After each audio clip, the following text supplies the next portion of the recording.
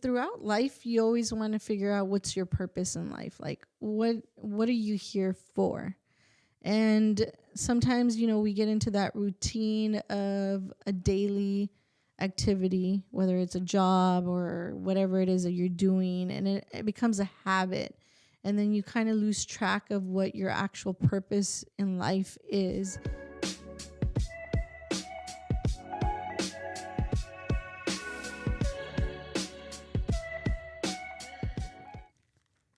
Hello, everyone. Welcome to my first podcast, Get Real Estate with Liz.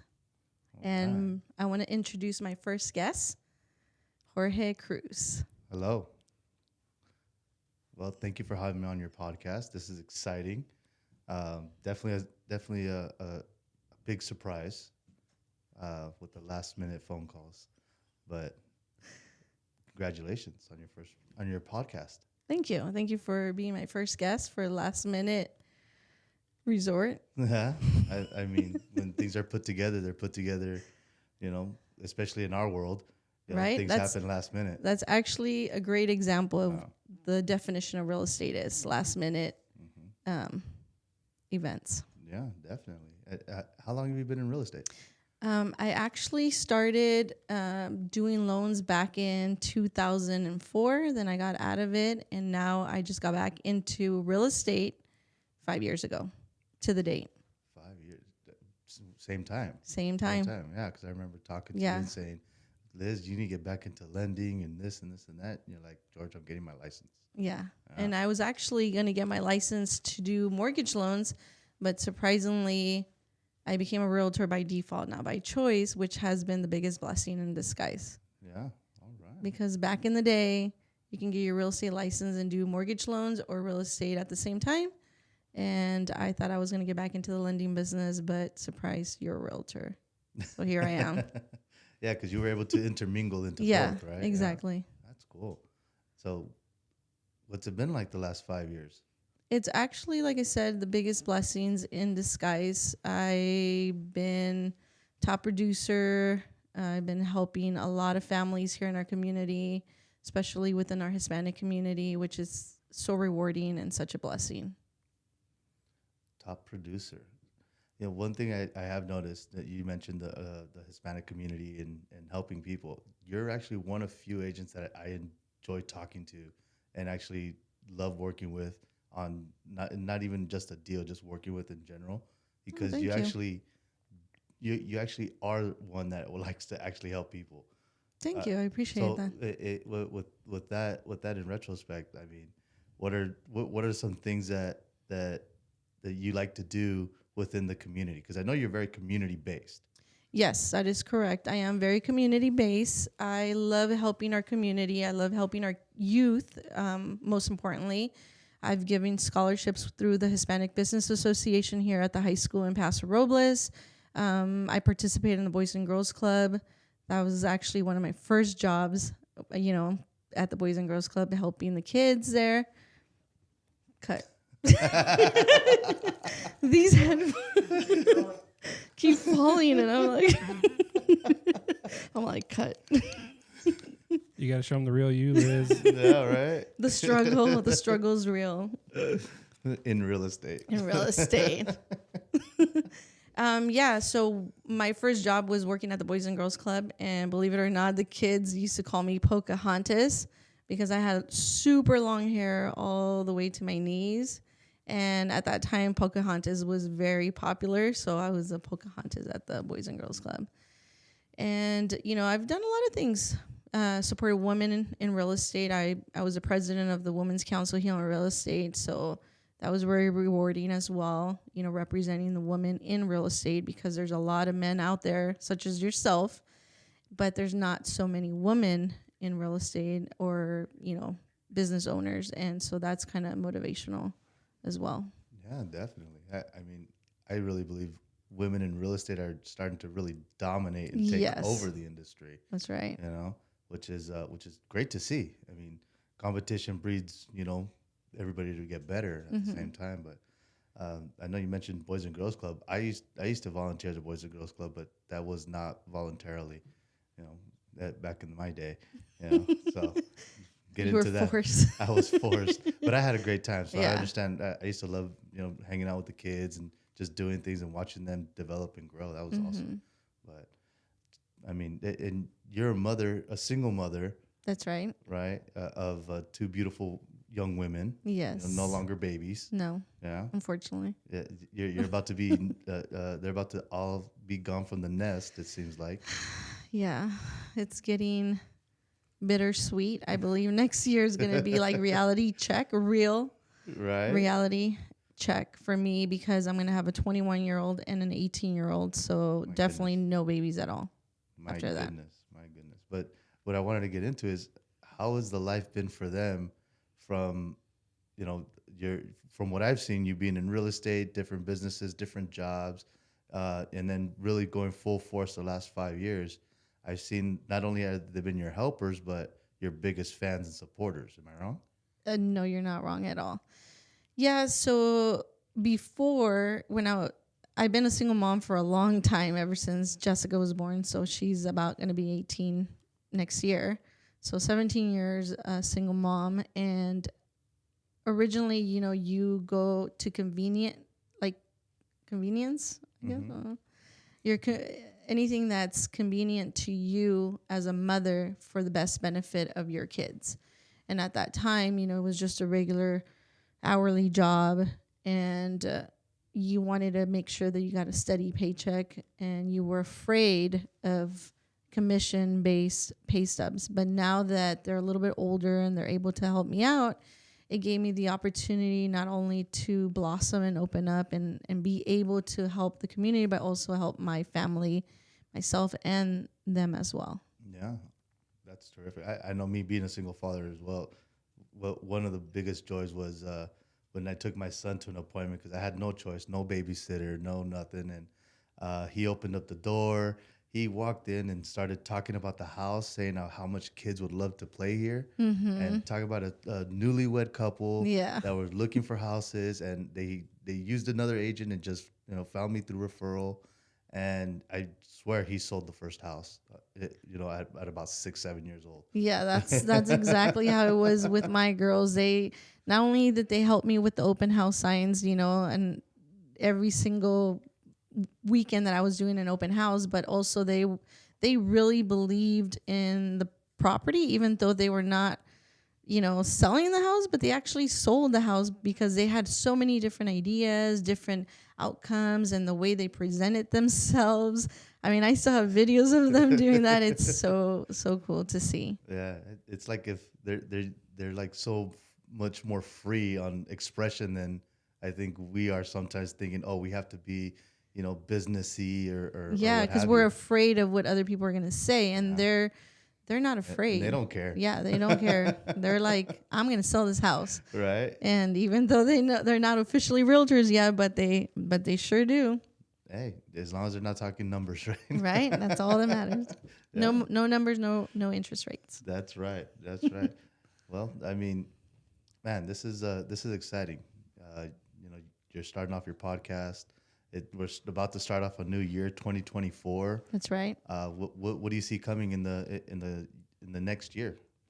In the next year, I see a lot of things coming, actually, believe it or not. I woke up the other day, November 1st, which was yesterday, and I had been praying about a lot of things. One of them is, now that I'm pretty much on my own, I do work for EXP. Obviously, we have to have our license hung somewhere, but I'm really looking forward to either building a team or creating my own brokerage. And so I'm really excited about that. I've been praying about it. And I'm excited on helping, double the amount of families that I helped this year. So that's pretty much it. Well, have you thought of a name? No, not yet. Get real estate. Get real estate with Liz. That's true. Hey, it'll go with the podcast, right? There you go. Yeah, I Get know real that estate. 2024 is not that far. Even though it's November, a lot of people don't even think about, what they're gonna do starting the new year. When does your new year planning start? The last quarter. So basically, it already started. you have to plan at least 3 months in advance, because especially in the real estate business, a lot of people don't understand, but we don't get paid tomorrow if we open an escrow today, or if we get a new Right. client today. It doesn't work that way. It can take anywhere from like a month to like 6 months to a year sometimes before we get paid on a particular client. So it's not a regular job. It's building that relationship, and it's a process, and it's a service that we give to our clients. Right. Yeah. I mean, the deal can take 14, 15 days to what were you telling me a couple days ago? One took almost a year. Yeah, Right. exactly. And I know we've been in that same boat, with different clients, and Mm-hmm. it's the roller coaster of frustration and happiness. Yes, that's The ups and the that's downs, the right? reality of real estate. Right. Well, what do you see coming? I mean, I know for myself, I see a lot of shifting, especially with investor clients that I work with, and Mm-hmm. with the rates going as they are. I mean, I've seen a lot of holdback, but still, some people still need to move. They're looking for a place. Mm-hmm. What do you see happening for your business in the year to come? Well, to be honest, I'm still pretty busy. There's still a lot of buyers out there wanting to buy a house. It doesn't matter what rate it is, as long as their needs are met. And that's where the difference is on a lot of people. There's a difference between needs and wants. So some people have to move, whether they're changing jobs or downsizing or upgrading or whatever their scenario is. But real estate is always going to be there. So Right. regardless of the fact, somebody's either going to buy or somebody's going to sell. Right. Yeah. No, I agree. I forgot who said it, but it stuck with me. They said they can't make land anymore. No, they can't. They're not redeveloping it. So you can buy and sell stocks or gold or what have you, but land, I Yeah, mean, you can't make more that's it. land. That's it. It's stale right there. Hmm. And then a lot of the times, I know we talk about it all the time, and we try to give examples to our clients. And sometimes when we say things to our clients, um, they don't really understand it until they see the actual picture of it. Right. So right now, people are renting, and then they tell me, "Oh, what's the interest rate right now? Oh, it's 7 to 8%. Oh, what? That's a lot." But in reality, if you go back in history, it's not that high of an interest rate. It's Right. actually a normal interest rate right now. We've seen 18% back in the 80s, or when we had the 80/20, the second loan was a higher interest rate, and you still had an 8% on the first. So in reality, it's still a good opportunity out there, but you're also paying 100% when you're renting. So not only are you paying 100% when you're renting, but your rent continues to go up every single year. Yep. Versus when you purchase, it stays the same for the term of the 30-year term, and With the fixed interest rate. with a fixed interest rate, obviously. And then you can always refinance it to a lower rate or extend the term again if needed. Mm-hmm. Yeah. And I see it as a personal bank account there as well. I always tell my clients, your house is your personal bank account. Every time you're making a mortgage payment, you're putting a little bit aside for you. So in the future, when you need it for either medical expenses or a financial tragedy or anything that happens, you can always pull that money out in the future. Right. Or a financial gain of some sort, of maybe buying another property. Exactly. And you know, reinvest it. Paying off any car loans or debts, so you can be close to debt free, or whatever it is. Oh yeah, the opportunities are endless. You can use it for so many different things, and it's there for you. Yeah. See, what I tell my clients right now, they're like, George, like you said, the interest rate's 8, 7, whatever it is. And I tell them, I said, hey, anybody at 2-3% in the, beautifulness of the market that we were able to, be part of, they can't refinance. Exactly. I mean, they can. They could. But like I tell them, I said, hey, your payment might be this much right now, but if and when interest rates do trickle down, the person that's at 2% is going to refinance at a 5. Their payment's going to be higher. Exactly. Your payment will be lower, and you may be able to take cash out and still have a lower payment. Exactly. So like you said, it depends on how somebody can take the time to look at it. To either see it as a positive that they're going to have some equity, basically start being their own type of bank, right? In some scenarios. Yeah. So Yeah, that's exactly what I tell everybody. I'm like, they're going to be a little bit stuck. I'm not saying they can't, because that's one of the words I always tell my kids. You're not allowed to say can't, because you could do anything in this world. If anything is possible, you can do it. So, I mean, obviously they could. It's just going to be at a different rate. It's not what they expected. It's going to go up, or they can shorten the term. It's still going to go up regardless of the fact. So, right. so yeah, you have a better advantage now than you did a couple years ago. Well, I'm not going to disagree there. I know my parents' first house is actually down the street from here, from where we were. Yeah. Well, I sold the house right next to it. Right next door. Yeah, right. right next door. And I remember they were complaining because I think their rate was like 7-8% at that time. And then the 92, 93 little crash happened under Clinton, and they were thinking about just letting it go at that time. Thank God they didn't, but these things happen all the time. All the time.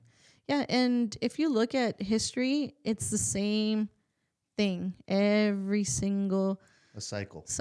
Yeah, exactly. But real estate continues to go up regardless of the fact. So statistically, it goes up 5 to 10% every year. So, regardless if it goes down a little bit, like a lot of the times people were saying, oh, the market's going to crash during COVID. And then what happened? People didn't buy then, and they lost an opportunity to purchase there. We were busy during COVID. Oh, yeah, definitely. Super busy. Yeah. And people were paying over asking price, guaranteeing the difference. I mean, we saw a crazy market then. And they still continue to say, oh, we're going to wait for the market to crash. We're going to wait for them. They're still saying it. And they're still saying it, and it's still going up. That's right. You know? I had a client that never saw the property, never walked in, didn't even send inspectors. They signed at an embassy in another country. Oh, sounds like mine. Yeah, it's just, it was a weird time, weird market. But man, did we think that was going to last for a little longer? Just don't lock us down, but let's go back to those rates. Right. Well, not only the rates, but the momentum. You know, we had so many buyers. I mean, there was like 60 offers per listing. And people were getting discouraged because they couldn't get their offer accepted. But, I always told them, like, hey, if it's meant to be, it's going to be. If it's not meant to be, it's not going to be. And sometimes it worked out. Like, sometimes our offer didn't get accepted, and then they went into escrow with someone else. And then a couple weeks later or a couple of days later, they'll be like, hey, is your client still interested in that property? Yeah. Definitely. And then we will be in escrow. And if it wasn't that one, you'd find one. Exactly. But the most important thing is not to lose hope and not get discouraged. And your house it's out there somewhere. You just got to find it. Yeah. And where you living currently? What area? So I live in the 5 Cities area. I live in Arroyo Grande, in the village of Arroyo Grande. And but I service the whole Central Coast, and even sometimes outside, like Bakersfield, Avenal, Salinas, all over the place. I've gone as far as Vallejo and San Diego. Oh, so I get it. Yeah. Wherever the business takes us, that's where we go. Mm-hmm. Very cool. There's a lot of agents that are limited to a specific area, which is great, to each their own. But I love helping people, and I don't mind going that extra mile. And I know that you don't either, because I've seen you, going and traveling as well, like me. But yeah. We do what we do, and a lot of times we just don't even have to talk about it. Yeah. You just do it. Yeah, just do it. And that's awesome. That's awesome. And I'm proud of you, your success, and your constant positivity that you put out, and especially when you were part of the Women's Council, you mentioned. Yes. Right? Yes, I was. Yeah. And I know you always looking for ways to help not just your community, but women in business, and you're always a phone call away to answer anything. At least for me. I don't know about anybody else, but I'm sure you are. Yeah, no, if for whatever reason I don't answer right away, it's probably because I'm giving my devoted attention to another client. But I always call back, and I always text back. So, Right. She does. She does. and yeah, no, I love helping other people. And not only is it for me to help other people, but it's also rewarding for me and it helps me as well. So I'm helping myself by helping others. That's how I see it. That's beautiful. Thank you. And where do we go from here? Mm-hmm. What's up to you guys? Oh, If you want to talk about like, I know you mentioned what's in the future. Your next year already started for you, kind Yeah. of thing, right? Uh-huh. What are some things that like people don't know? Because obviously we went through that conversations. Like we didn't know this could happen if we Yeah. did this. You know, Uh-huh. what are some common things that people just don't know? Well, that's a great question. So, a lot of the times, I say that the two most important things that put somebody behind or don't understand is assumptions and the lack of knowledge, because those are the two things that are like red flags, I would say, or I don't know exactly how to say it, but a lot of the times people assume like, oh, I'm going to go into that house and I'm assuming that the payment's going to be the same as my parents had it, or I'm going to, I have to have excellent credit in order for me to buy a house, or I need to put 20% down in order for me to qualify. And those are just assumptions based on other people's scenarios, right? So I always tell my clients, reach out to me so that I can help you as an individual and see what your needs are, because everybody's needs are different. Nobody has the same credit score. Nobody has the same line of field of job. Nobody gets the same paycheck every single week. Nobody has the same amount of money in the bank like everybody else. So we can't really compare every single client of ours to the next one or the next one or the next one, because it's not like that. Everybody is different. So getting the knowledge, because it kind of goes the same way, assuming and the lack of knowledge. So it's basically getting the resources from somebody that is in the market, whether it's a lender or a realtor or appraisal, whatever the scenario it is that you're looking for. You need to talk to somebody that specializes in that. So in this case, if somebody comes up to me, I always ask them the first question that I always ask: are you working with a lender? If so, who are you working with? Or if you're not working with anybody, do you mind if I refer you to somebody? But prior to that, I also ask them questions, like kind of like a pre-approval. Do they have, how do you say it? Like if they're estudiantes del DACA, like they qualify for a specific program, and not everyone knows of that particular program. Or if they're wanting to buy in rural areas, there's a USDA loan. I mean, there's so many programs out there that sometimes people get so tied up on whatever shows on the news. Like, for example, the Dream for All. Everybody's like, oh my gosh, I want to go for the Dream for All. And then next thing you know, it was gone in like a couple of days. right. But didn't you know that there's a USDA 100% financing? Didn't you know that there's a CalHAFA 100% down payment assistance? Didn't you know that there's a CalFHA that's kind of like a grant? And then also, depending on the city that you're trying to buy, they have grants themselves that are willing to help the buyers. Right. Like Lompoc has a down payment assistant grant that they give to their people there and for them to buy. Yeah. So there's so many programs out there available for everyone. And everyone qualifies. I always tell everybody, everyone qualifies, but for how much? Right. Because that's where the difference is. You might qualify for 100,000, but there's nothing out there for 100,000. But there's options. Do you have a cosigner? Is it because, let's find out, why aren't you qualifying for more? Is it a car payment? Is it your debt? Is it your income? Is it your credit score? What is it that's holding you back? Right. And that's why it's important for us to be in contact with the lender, because sometimes the lenders, I've noticed, they stay stuck to the left and right, conventional FHA, and a lot of times they don't go into doing that extra legwork. Exactly. Right. That's what it is, legwork. Yeah. And they don't want to do that extra work. Yeah, because I know some of those they take a little more time. Like getting I dealt with the one in Lompoc, and that took I think it was brand new or newish at the time, about 4 years ago, and yeah, it took an extra 1, 2, 3 months to get it approved, the right paperwork, changes and what have you. And it's legwork, but I mean the beauty that you can help somebody after all that, with the ups and downs of that moment, and still get them into a place.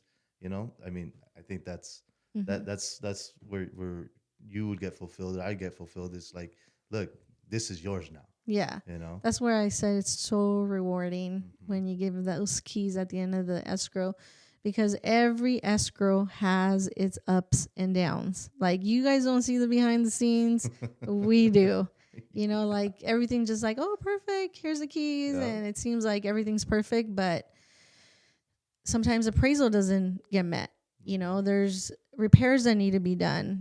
Who's going to pay for those? And the seller sometimes don't want to pay for that. And the buyer doesn't want to pay for it either. And it's just so much negotiation behind the scenes, a lot of things that you guys don't see. Or how about the buyer, our client, all of a sudden goes buys a new car 3 days before close of escrow. Now they don't qualify. Yes, exactly. And I literally tell my clients, just because I used to be a lender, I always tell them, please do not go do major purchases. Do not change jobs, especially in a different line of field. Right. Just because you don't want to be a cook and then a mechanic, that changes everything on the lending side. And you'll still be surprised how many people continue to do that even up to this day. Although you re-emphasize that to them, they still go out and do that. Well, they probably don't understand the importance after us telling them this is one of the most important. Right. Right. That's true. So there's a lot of things that we have to deal with, which I don't mind doing. I love my job. I love what I do. But I want to be able to help them and know that there's an opportunity out there, and that we're here genuinely wanting to help them out. Right. Yeah. And that's who you are. You love to help. Yeah. Right. So you lived in Paso. You're originally from here. I know you're Central Coastian through and through. No, I was actually born in Compton, so I Ooh. can officially say I'm straight out of Straight out Compton. of Compton. Uh-oh. Yeah. So I lived in. So you're a Raider fan? I'm definitely a Raiders fan. And a Dodgers fan and a Lakers fan. So Atta yes. girl. So straight out of Compton. Straight out of Compton. I lived through the Rodney King riots there, so I can live through anything. So Paso's easy Oh, Paso's super to grow easy. up in. Yeah. It's actually one of the best places that anybody can want to live. Everything's so conveniently located. Everybody's super nice. Beautiful city. It's growing by the day. And I always tell everyone there's no better place than living in the Central Coast. I don't think anybody can say that it's not a great place to live. Yeah. Anywhere in the Central Coast. I live in Arroyo Grande, and my daughter lives in Grover Beach.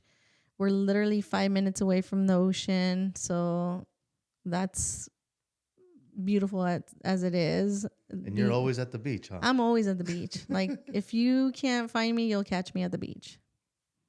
There you go. Off-roading. Off-roading. Yeah. Because Pismo Beach, you can go off-roading in Pismo Beach, for those that don't know that. Yeah. And there's some things going on there that we could talk about another time, I'm sure. Oh, yeah. Yeah. There's so many different activities and things that you can do here in the Central Coast, outside, hiking trails, off-roading on the beach. There's so many different things that you can do here. Wine tasting and. Mm-hmm. And your favorite winery? Or your favorite type of wine, let's say. Yeah, because I was gonna say, I guess I get favorite wine. All of them. Well, I like them all, so it just depends on the mood, I would say, or what you're eating, and yeah. Okay. Well, Mm. are we timed?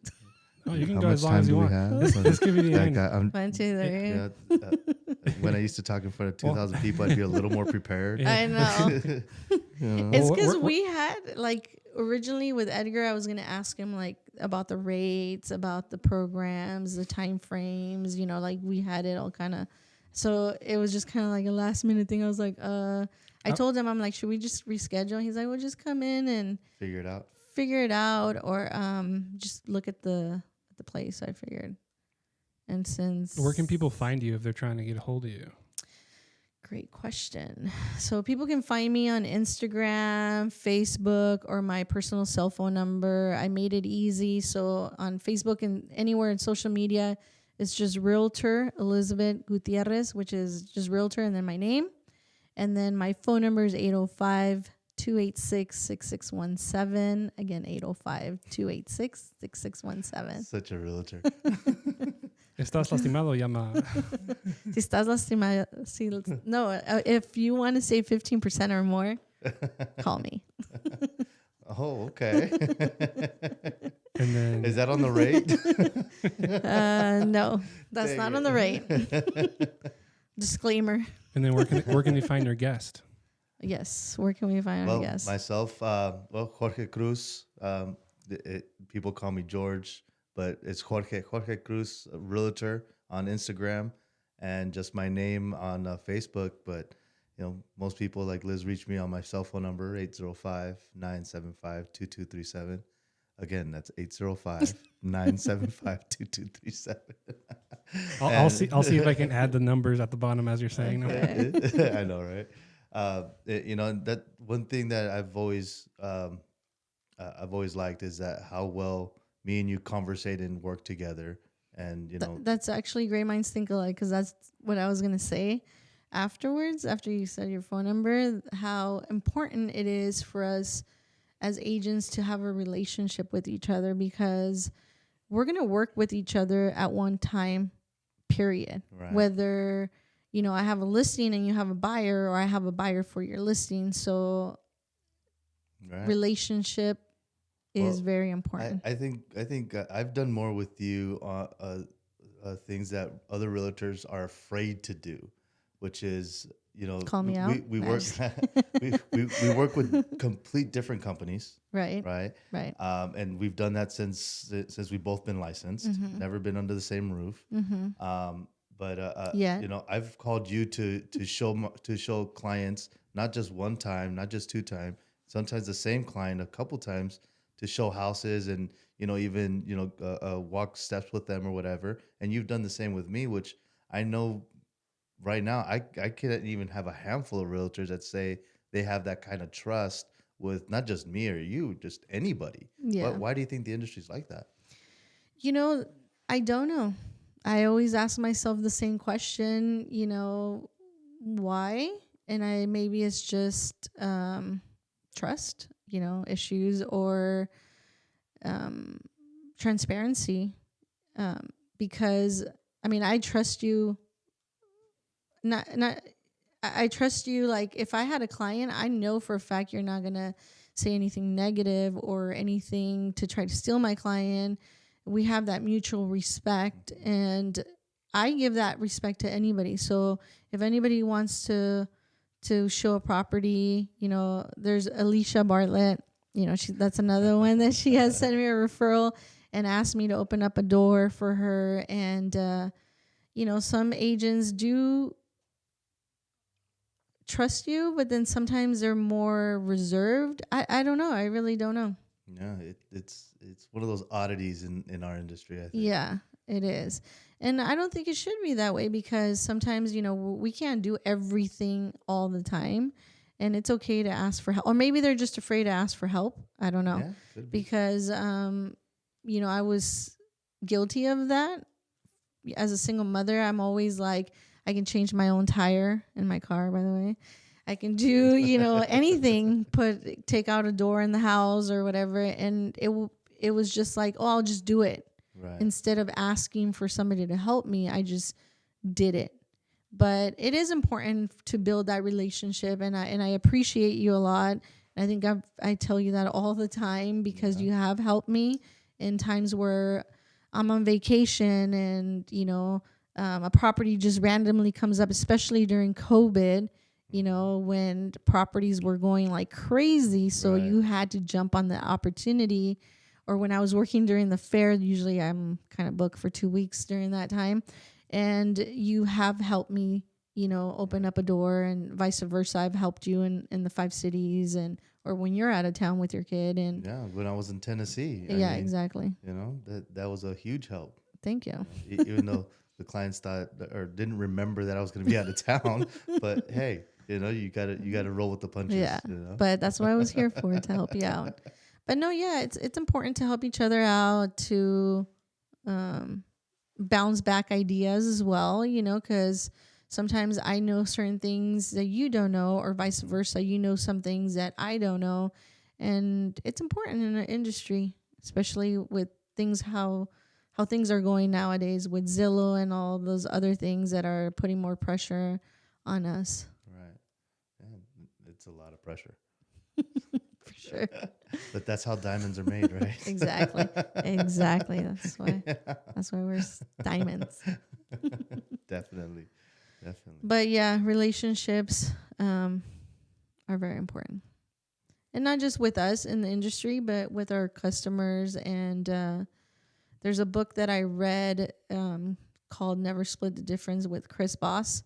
And it talks about when people go MIA or they're not answering your calls, or, you always go to the worst case scenario. Right. And so it's always important to communicate with anybody, your lender, your clients, your peers, so that they know that what's going on. Even if there's no news there, let them know that you're still working on it.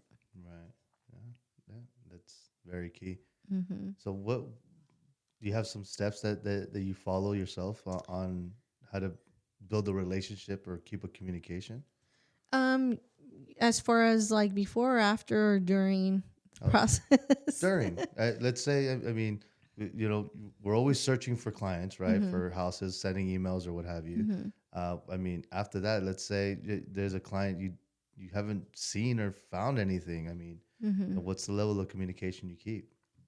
If we're still looking for property, I have them obviously in the automated listing alerts for them to receive properties. But I'm also looking at other areas like for sale by owner, and not just myself, but I tell them as well to keep their eyes open. And if they see something, because sometimes, the for sale by owners are just a sign on the yard, Right. not necessarily on Craigslist or Zillow or realtor.com. It's just a sign on the grass. Mm-hmm. So if I'm driving by, dropping off my daughter at school, and I see a sign, I automatically take a picture, pull over, reach out to them, see what's going on with that property. And if I have a client within that price range, I reach out to those clients, or vice versa. I tell my clients, if you see a property, just take a picture of it, send it to me, I'll reach out to them. Right. And which goes to the point where, really quick, is that we are licensed in the whole state of California, Correct. just so you know. So Jorge has access to all the properties in the state of California that are on the MLS, as well as I do. So you don't have to reach out to that agent that has that house for sale. Just call me. I will reach out to them. I'll schedule the appointment. I pretty much do everything.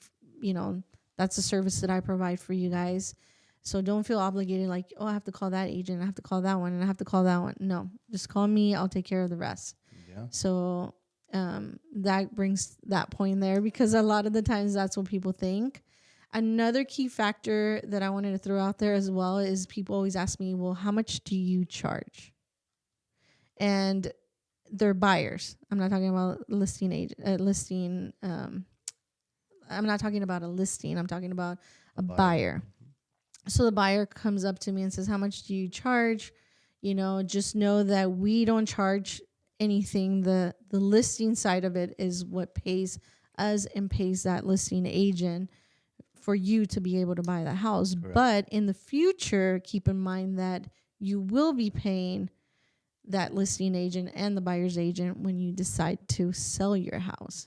So I always tell them, you just pay me with smiles and referrals. That's it. Smiles and referrals. That's right. Okay. And we just micheladas and ceviche. And yeah, tacos, Tacos. and cafecito. Hey, it's the season for cafecito. I know, that's right? for You're gonna sure. start seeing some atoles and tamales Yeah, coming up soon. atoles, tamales, cafecito, champurrado. So, what does the holiday season look like in your house? The holiday season is. I know you're a very decorative person. Yes, and I go all out. I love the holidays. Today is actually Dia de los Muertos, so I have an altar at my house, remembering all the people that have passed away that are significant to us. And my house is my dad. You know, I love and miss my dad. And then obviously my dog and my friends and, you know, and so on. But I create an altar for today, for the Dia de los Muertos.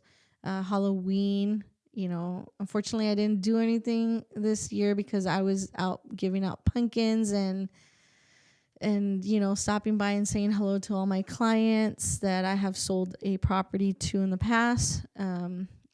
And for Christmas, I usually have all my family over. I make tamales. I make them myself, so I do cook. And I make the chile verde con rajas and chile rojo. And then they come over. We open presents. We're pretty much up all night until 4 in the morning. Well, I've tried your tamales and And they're bomb. they're bomb. Yeah, I know. They are bomb. So, yeah, if any of your clients, if any of her clients want any, start placing orders. How much is it? Like $24 a la docena? Right? Well, it's to keep up communication and show love to your clients. Yeah, so I'm pretty exactly. sure you won't charge your clients. Oh, yeah, I probably won't. They'll give you smiles. They'll give They'll you give me smiles smiles and referrals. Yeah. Yeah, referrals for tamales and hopefully turn into clients. Yeah, there you go. I might open up my own tamale business. All right. There you go. So the holidays are coming up. I know Thanksgiving's around the corner. Yeah. You know, any big plans? For Thanksgiving, we usually celebrate at my sister's house. So we kind of alternate. Christmas is at my house, Thanksgiving's at her house, and I cook a turkey and she cooks the ham, or she cooks a turkey and I cook a turkey and we still do the ham. I mean, we have food for days. And yeah, just family time is the best time. It doesn't matter what holiday it is. I love spending time with my family. They're everything to me, especially my daughters and my sister and her kids and my brother. And now his kids are my kids. Yeah, I see you posting them, and I swear they're your kids. Yeah, they are. They are my kids. That's awesome. I know for the holidays, the last couple years, my son decided to do like a giveaway of some sort. There was one year he really wanted an Xbox or a PlayStation a or something? Nintendo Switch. Oh, yeah. Yeah, he really wanted it, and he told me what colors and everything. And he used to believe in the little elf, you know, the elf on the shelf. And my kids still do, by the way. damn it, I messed up.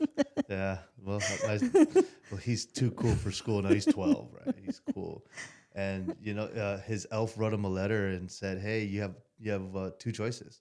You can keep this for all the great things you've done, for being good in school, respecting your mom, yada yada yada, or you can raise money and give it away." And man, that first year where I wanted the selfish little kid in me, because we didn't grow up with much, is I was like, keep it, because I wanted to play with him. He did the giveaway, and man, it just taught me. I say just reinforced in me and made me really see of, dang, we are doing certain things to our kids to make them better, and just to remind us we get better. Yeah, right? exactly. Humbled us. Yeah, that was definitely very humbling. And then from there on, it's what he's asking to do it again. So we'll see what he comes up with. Because again, he's my partner in business and life right now. Yeah. No, I remember that. Yeah. Well, a couple giveaways for his baseball. You've been winning. The winner. Yeah. Thank God. Yeah. The summer giveaway with the ice chest. I mean, that's awesome, man. Twice. Yeah. I'm the winning number, so You really are. You really are. It's just the glow about you. The aura you bring is just, you attract it. oh, thank you. The other day, Alicia Bartlett, I'm going to quote her again. She told me, "You have the Midas touch." And I was like, what? I had to Google it because I didn't even understand. Apparently, there's a song that talks about that. And I was like, oh, okay. I guess I do have the Midas touch. Yeah, the Midas touch. I can agree with that. Oh, Yeah. I'm a winner. Do you want listeners to message you questions that they have for future? Yeah, that'd be great. Yeah, I think that'd be a good idea. Okay. So if somebody had any questions, how would they get it? Where would you like them to ask? So, to all my clients, future clients, peers, friends, anybody, if you guys have any questions or anything that you guys want me to talk about or have somebody, talk about, please reach out to me on Instagram, Facebook, or on my cell phone. Again, my cell phone number is 805-286-6617. Again, 805-286-6617. I know that there's a lot of questions out there that people constantly ask me, and if you guys want to throw it out there, that way we can focus on that. Yeah, I know you're pretty quick to answer, whether it's text or social media. Especially your Instagram. So Yeah. Any questions? Which at the beginning on Instagram, I didn't know. I missed some messages. I gotta say I'm guilty of it. Is that I didn't know that some of the envelopes had general, and then the 3 different categories. Yeah, the 3 different categories, but for the most part, the other categories were spam. So I never really cared to check for them. Right. But it was because if I'm not following you, they go there as well. So I missed some messages, but I got back to them right away after. Yeah. But yeah, I felt pretty bad after that. I've noticed that in my email. I've started going through my spam folder just every once in a while, just kind of skim through it. So please, if I don't answer, text me, call me. I will answer. You're not ignoring you. I'm not ignoring you guys, I promise. That's but awesome. Yeah, it happens to the best of us. Yeah. And do you think your daughters are going to follow your footsteps, or? That's a great question. I think that originally Jasmine wanted to go to the military. She wanted to go to the Navy. Now, unfortunately, she has a little boyfriend, and now she decided not to go. But she's doing really good. She's working for BMW in San Luis Obispo. They're, constantly promoting her to like manager. Now she's a manager of social media, and she loves it there. And Jessica, she's graduating this coming year, and she keeps saying that she's going to be a realtor or a loan officer, one of the two. So maybe it's going to be the 3 Musketeers. There you go. You got to start maybe getting her into somebody else's office to kind of shadow. Yeah. See if that's the routes she wants to take. Right? Yeah. Yeah. She comes with me to a lot of my showings and open houses, and well, both of them did, but now Jasmine's a little bit more mature and doing her own thing. But Jessica still comes with me. She helped me pass out some pumpkins just one day, but still that was a lot of help. Yeah. And she helps me with my flyers and cutting and stuff like that. And so she sees a lot of the behind the scenes, and hopefully she'll follow my footsteps. Or just follow the strength and dominance that you've shown. The core values. The core values. Yeah. Very cool. Well, Liz, I think I had just one more question for you, to be honest. Right. What is your mission? What is it that you are doing or wanting to do? What's the mission that you're putting out that you want to fulfill for yourself? Well, throughout life, you always want to figure out what's your purpose in life. Like, what are you here for? And sometimes, we get into that routine of a daily activity, whether it's a job or whatever it is that you're doing, and it becomes a habit. And then you kind of lose track of what your actual purpose in life is. And I think now that I became a realtor, it just kind of opened up a new perspective in life than just me doing mortgage loans back in the day. That now every time that I help a family, it makes me happy and it's rewarding. And I realize that that's kind of like like my purpose. My purpose is to help people, whether it is to buy a house, to sell a house, or to just simply motivate them. Because sometimes people lack that motivational or aspiration, because especially us in the Hispanic community, maybe not so much you, but a lot of like in the male figures, the dads never really tell their kids, I'm so proud of you. Or even us as women, like we have, how do you say it? An obligation, like, oh, the wife stays at home, or the woman stays at home and takes care of the kids and fulfills the household. The man is the provider, and so the mentality there is different, and we have to break that, because in reality we're all capable of anything. And we as women, being a business woman, I empower or motivate any woman that wants to do whatever it is that they want to do, that they can fulfill it as well with the man. It's okay for a man to stay home, or it's okay for the man to let the woman be somebody, or just anything motivational. I guess that's my mission, my purpose, to help to break barriers. Yeah. I like that. Yeah. I like that. So Well, that's awesome. in a nutshell, break barriers. Yeah, cut that. What's it called? The generational.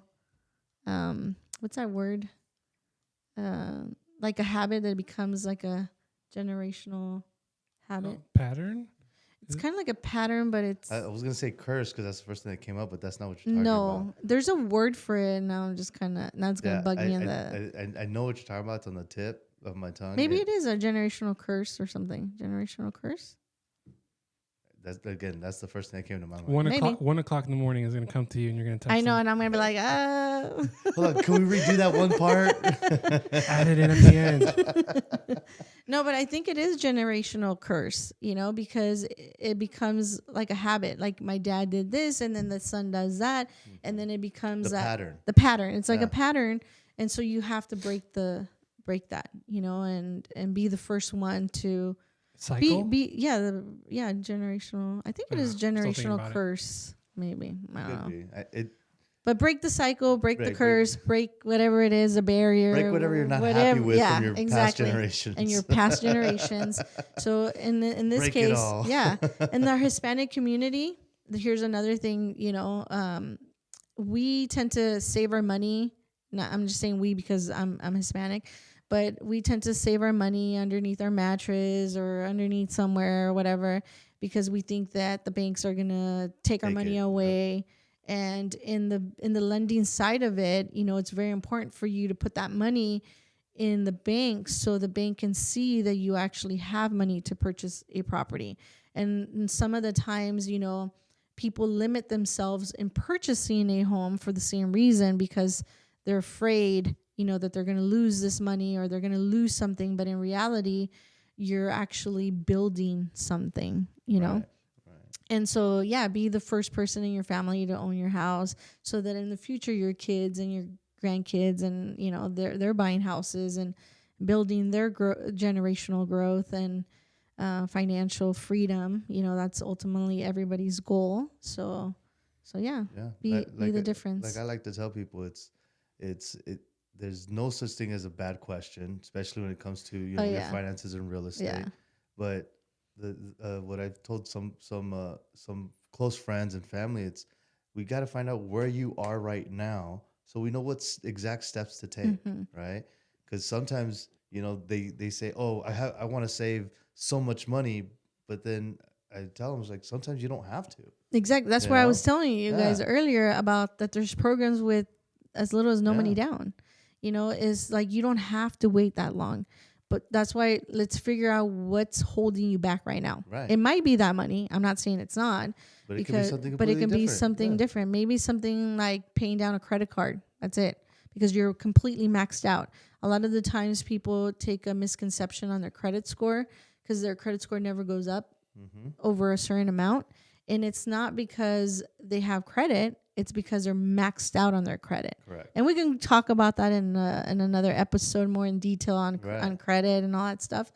But yeah, like there's, you know, if you don't start now, you're never going to start because time is passing every day. Yep. And programs change all the time. So even if you qualified right now, like say, even though we're going to come up with a master plan for in the next 6 months, sometimes within that next 6 months, something else might come up. There might be a new program. There might be changes. Like they just did the 5% down on a multi-unit, Right. you know, which is great.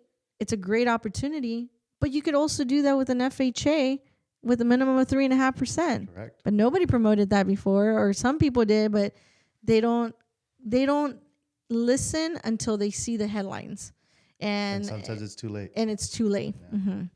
So like I said, the Dream for All, same thing.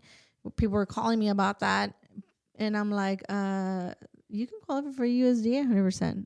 You can qualify for something else, Yeah. CalHFA or whatever. But it's just getting that knowledge and asking. And you're right. There's no such thing as a bad question. I tell my clients all the time because they're like, it might be a stupid question. I was like, hey, there's no such thing as a stupid question. Actually, there is.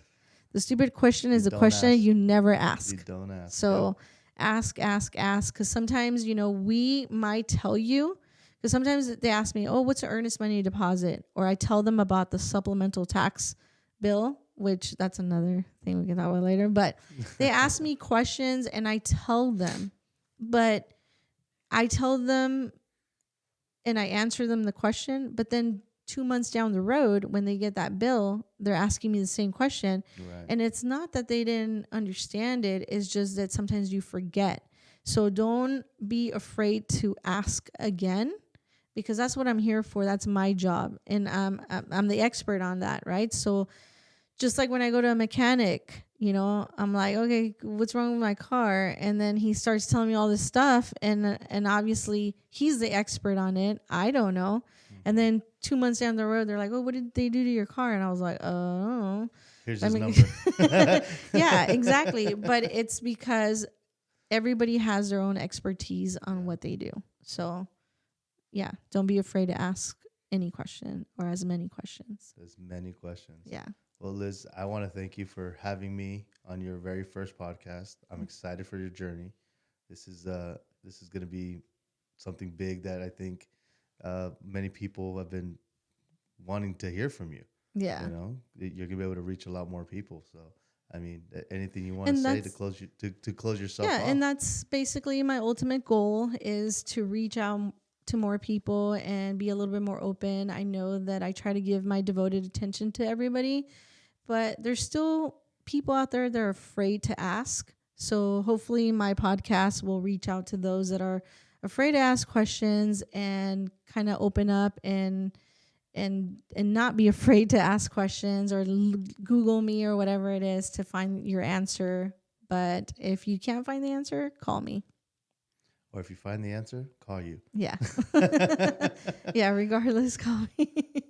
Well, get real estate with Liz. That's right. It's as real as it can get. As real as it can get. Yeah. I'm sure it'll get realer. Yeah, it will.